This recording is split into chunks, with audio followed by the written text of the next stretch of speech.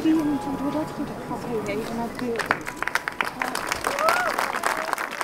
De patiënten moeten aan het eind van de oorlog verhuizen omdat de Duitsers haar onderkomen als ziekenhuis voor haar soldaten nodig hebben. Ja, dit is dan zo'n paviljoen waar op 27 maart 1944 de meesten, de patiënten, afgevoerd werden naar het station in Vries. De boerenwagens die stonden hier klaar.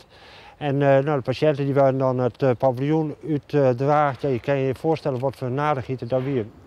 Ik heb wel geholpen met alle patiënten naar de trein te brengen. Als ze kwaad konden, werden ze ingepakt in een wollen deken.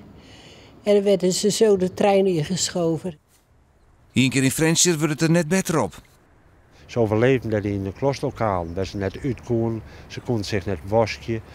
Er weer wel eten, maar de kwaliteit weer min. Er weer geen beter. Er weer geen warm beter, dus er kon ik net wassen worden. De kleren was net wassen worden, de lekkers net. Ja, die werden wel wassen, maar dan in de vijvers of in de grachten. Ledikant of zo waren er niet. Dus de mensen sliepen eigenlijk, hadden de boeren voor gezorgd dat er stro op de grond lag. Gelukkig hadden ze allemaal de winterkleding aan toen ze weggingen. Lange tijd is het drama vergeten. Dat heeft vast ik te maken dat na de oorlog bij alle blik richt op vooruit. De zaak proberen weer op te bouwen en zo snel mogelijk vergeten wat er gebeurd is.